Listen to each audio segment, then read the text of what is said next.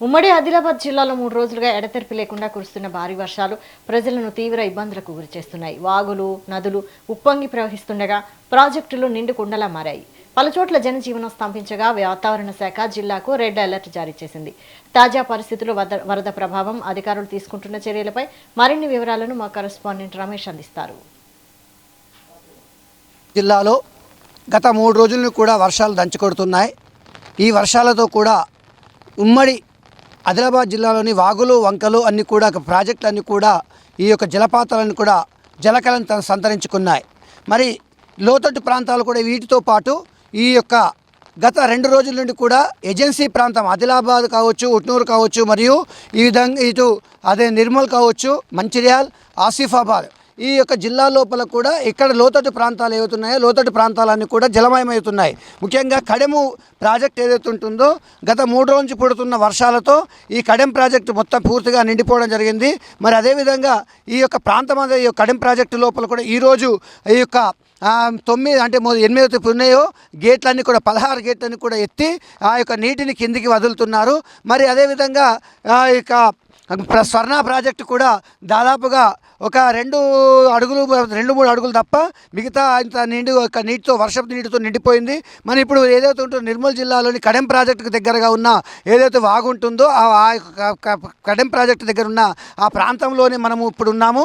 మరి వర్షంలో భారీ వర్షాలు అనేటివి మరి ఇప్పటి వరకు కూడా ఇంకా ఉన్నాయని చెప్తున్నారు. ఈ భారీ వర్షాలతో ప్రాజెక్టు అన్ని కూడా వద్దకు చేరుకొని నీటిలని నిండుతున్నాయని చెప్పి మరి అదేవిధంగా గేట్లు ఎత్తి ఆ కడెం ప్రాజెక్టులోని గేట్లను ఎత్తి నీటిని విడుదల చేయడం అనేది జరిగింది. మరి అంతేకాకుండా ఈ యొక్క కడెం ప్రాజెక్టు లోపలికి ఈ యొక్క కలెక్టర్ కూడా మరి అక్కడ చేరుకొని ఆ గేట్లను ఎత్తడం, మన ఎస్పీ కూడా ఆ గేట్లు ఎత్తే సమయం లోపల ఆ ప్రాంతం లోపల అంటే ఆ లోతట్టు ప్రాంతాలు ఏవైతుంటాయో లోతట్టు ప్రాంతాలన్నీ ప్రజల్ని కూడా అప్రమత్తం చేయడం. మరి ఈ యొక్క రాత్రికి మరి కడెం నీటికి పూర్తి స్థాయిలో నీటి పంట చేరుకుంటుందని చెప్తున్నారు. అంతేకాకుండా జిల్లా లోపల విస్తారంగా వర్షాలు కురుస్తున్నాయి. మరి ఏజెన్సీ ప్రాంతాలైన ఏదైతే ఉంటుందో ఉట్నూరు ఏదైతే ఉంటుందో ఉట్నూరు మండలంలోని ఉట్నూరు ఏజెన్సీ ప్రాంతమైన ఇంద్రవెల్లి, ఉట్నూరు, గాదిగూడ, నార్నూరు, సిరికొండ మండల పరిధిలోని కొన్ని గ్రామాలకు రాకపోకలు నిలిచిపోయినాయని చెప్తున్నారు.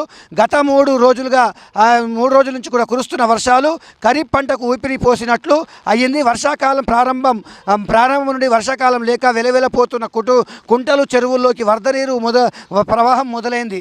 గత 2-3 రోజులుగా కురుస్తున్న వర్షాలతో వ్యవసాయానికి బోర్లు వాడకం తగ్గి భూగర్భ జలాలు పెరిగే అవకాశం ఉందని కూడా రైతులు సంతోషాన్ని వ్యక్తం చేస్తున్నారు.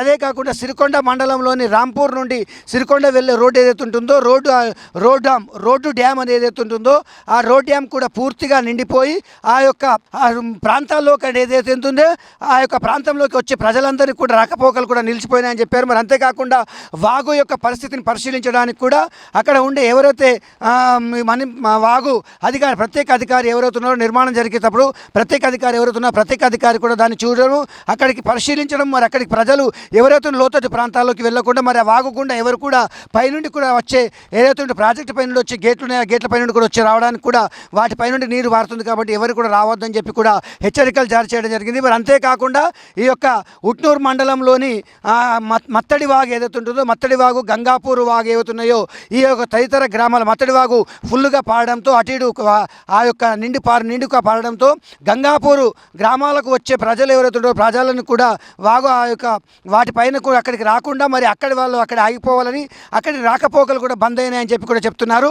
మరి అంతేకాకుండా ఇంద్రవెల్లి సత్యాది కూడా వాగు పరిశీలించి మరి అది కూడా నిండుగా పారుతుంది. అక్కడ ప్రజలు కూడా ఎవరు రాకుండా చేస్తున్నారు. ఖానాపూరు మరి అలికోరి ఇంద్రవెల్లి మండలంలోని మార్కాగూడ గ్రామ పంచాయతీ పరిధిలోని గ్రామాల ప్రజలందరూ వాగు దాటకుండా ఏర్పాటు చేయడంతో పాటు గ్రామ పంచాయతీ సిబ్బంది కూడా వాగు దగ్గర ఏర్పాటు చేయడం జరిగింది. అంతేకాకుండా ఈ యొక్క నిండుగా వారుతున్న వాగులు ఏవైతున్నాయో వాగుల దగ్గర కూడా యొక్క ఎస్పీ అఖిల్ మహాజన్ కూడా మరి కలెక్టర్ ఆదేశాల మేరకు ఆ ప్రాంతాల వాగుల నిండుగా వారుతున్న ఆ వాగుల దగ్గర హెచ్చరిక బోర్డులను ఏర్పాటు చేయడం. మరి అంతేకాకుండా అక్కడ రెడ్ రిబ్బన్ కూడా అక్కడ ఏర్పాటు చేయడం జరిగింది.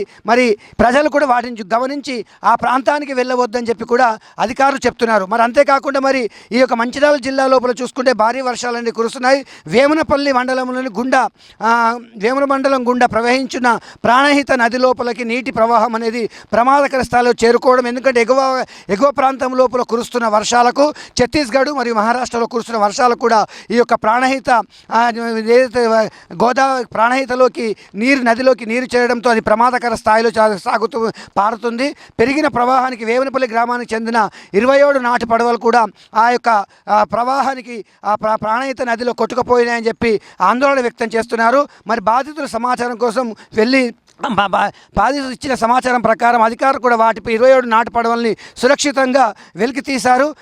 ఈ వర్షాల సమయం లోపల వచ్చే ప్రమాదాల నుండి కూడా వారు రక్షించుకోవాలని చెప్పి కూడా అందరూ కోరుకుంటున్నారు. కాబట్టి ప్రజలు కూడా ఆ విషయంగా ఆలోచించాలని చెప్పి కూడా కోరుతున్నాము. కెమెరా పర్సన్ సురేష్తో రమేష్, మెట్రో టీవీ, నిర్మల్ నుండి.